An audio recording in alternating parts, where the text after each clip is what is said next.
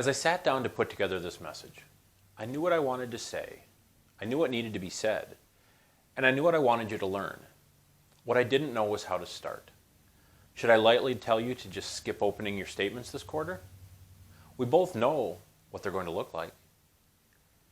Should I tell you that it is very possible that the worst is yet to come? We both know that it could be. It would be irresponsible for me to tell you that it is going to get better quickly, because we just don't know that. So this is what I decided on. Take a moment and close your eyes. And as you do, take a deep breath and be thankful for what you have, as there are many that are going through this and are having a much more difficult time understanding how they will manage and what they will have when you get to the other side. Then remind yourself, we will get to the other side. This is going to be a longer message than what I normally like to share, but the environment dictates that there is more information to pass along than there is in a normal quarter. Now let's focus on what we know. We know that the market over the last quarter has seen volatility like we've rarely seen in the past. The market has never gone down this fast. 8 of the largest single point drops in any one day in the Dow have occurred in 2020. The other 2 were in 2018. 7 of the largest single day point movements up in the Dow have occurred in 2020. 2 of the other 3 were in October of 2008, and the third was the day after Christmas in 2018. Now I will follow that with the fact that the point movement up or down isn't as important as the percentage change. It is more important to look at the percentage change rather than the point change. For example, on March 16th of this year, the Dow dropped almost 3,000 points, which was exactly as painful as the 38-point drop it had in October of 1929. Both were just under 13% drops, and neither were as bad as the 508-point drop in October of 1987, which erased 22% of the index's value in one day. On a percentage basis, this historic downturn in the markets has only produced one day that cracked the top 10 up days, and only 2 days that cracked the top 10 down. So remember that perspective and context are the keys to any number that the media presents to you. There is a reason that they focus on the point moves much of the time and not on the percentage moves. The market is larger, so the points are bigger, even if their impact isn't. We also know that the impacts of the COVID-19 virus are going to have an impact that stretch for years into the future. In the short term, navigating the decline in both U.S. and global economic production due to the imposed shutdowns will hurt both people and companies. There are companies today that were open on February 19th that have closed their doors to never open again. There are companies that were very successful that are going to be a part of what is probably going to be an increase in merger and acquisition activity over the next year. And there are companies that are going to open new facilities producing products that the U.S. economy has found are produced outside of the United States, that the U.S. consumer has decided they are willing to pay a little bit more for to be made inside the United States. Manufacturing in the United States is very likely to see a rebound, with companies wanting key parts of their supply chain to be within the United States borders.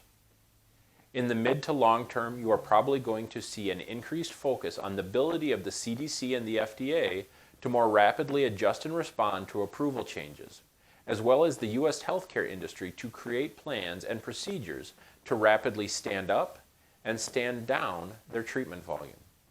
Changes are coming, and this could be a positive byproduct of this event. What we don't know is how much, if any, of a change in the habits of the U.S. consumer will be altered after the quarantine period. Will this have an impact on the standard workplace and be a catalyst to a much faster move to a general work from home structure? Will it cause longer term changes in how people travel? Those and related items are what we will continue to watch to see what areas of the economy will perform best in this potentially new environment. Following our investment committee's meeting on April 1st, we are making one adjustment within our models. Within our 60-40 and 50-50 stock-to-bond models, we are replacing our position in the iShares Ag with PIMCO's Ginnie Mae and Government Securities Fund. Our holding in the Ag, which is a broad representation of the entire U.S. bond market, performed exactly as we hoped it would. However, because bond price value and interest rates have an inverse relationship, and interest rates are functionally back to zero, it is very likely that we will have a flat and or rising interest rate environment over the next couple of years. Then we will see a falling rate environment. The PIMCO fund is made up mostly of agency-backed mortgages, which is a portion of the MBS market that the Federal Reserve is supporting and has indicated that they will be buying into. We feel this adjustment will continue to provide near-term stability as well as continued strong positioning into the future. The movements in the stock market have been something that, while unexpectedly fast, is in line with the levels that we would expect to see in a typical bear market. A bear market occurs when the drop in an index is 20% or greater from its previous peak. So the bull market that began in March of 2009 ended on February 19th of this year, and a bear market began. Bear markets are historically very short as compared to their rising market counterparts, and we feel that this will also not lead to a long-term recession. Should GDP hit a point that a technical recession occurs, we'll discuss that when we talk next quarter. The credit and bond markets, though, have not performed as we would see in a slower and more controlled decline in the stock market, or in a typical bear market or recession. If you remember the financial crisis, it was a decline over months and ultimately years before improvement started. This change has been expedited because instead of people being unemployed because of economic changes or businesses closing because of consumer behavior, the government has ordered people out of work and businesses closed. While this has been necessary to deal with the realities of this virus, it is not an indication of the strength of the U.S. economy or the U.S. consumer. Because this market movement has been accompanied by a government-mandated shutdown of economic activity, there has been a rush to cash from all asset classes. This again took place in a matter of days, not months. This means instead of running to safety, typically fixed income, bond and stockholders alike have been running to cash, which has pushed prices to levels that typically aren't seen. Bond funds, even when not being pushed because of liquidity needs, are forced to mark to market their underlying bonds, which can cause a change in the share price, even if the fund itself hasn't had a change. If you'd like to talk through this more, please let me know, but it would take much longer to explain. What I want you to take away from this, though, is that while our bond funds have seen some muted downward movement in share price, it is not a reflection of the health of the funds or of a concern in regards to liquidity. As of this writing, the funds are well capitalized, and I am in frequent contact with the companies to ensure our positioning remains in line with our goals. So with all of that said, what does this mean for you? We want you to know that our bucketed, personalized, and income-focused planning has performed exactly as we would have hoped, given the drastic moves in the market and the major disruptions in the bond and credit markets.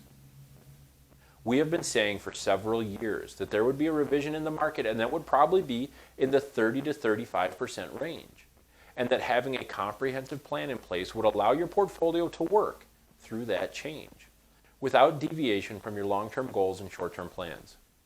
We obviously had no idea that this is how it would come about, but in the end, no one knows what the catalyst will be. But what we do know is that changes like this in the market are normal, and they'll happen again. And just as it couldn't be predicted this time, it won't be predicted next time. Remaining invested and having a plan that removes the guessing from asset management is the Midwest Financial Group approach. A plan that allows you to focus on what really matters: your family, your health, your hobbies, your businesses, and your life is paramount to our planning, and will take care of your investments and the path towards your goals. And our team will be here to answer your questions along the way. Over the coming weeks and months, the world will move to its new normal, and we will be released back into society. A great lesson of this event in history is that you need to periodically remember to ask yourself, are you focused on the goals in your life that are truly important and allow you to enjoy what matters? And do you have a plan in place that lets you meet those goals? Because if you do, you are truly rich. If not, now is the time to align your plan with your goals. Let us know how we can help you with that process, and let us know which of your family and friends can use the same guidance. Stay safe, stay healthy, stay in touch, and stay focused on what really matters.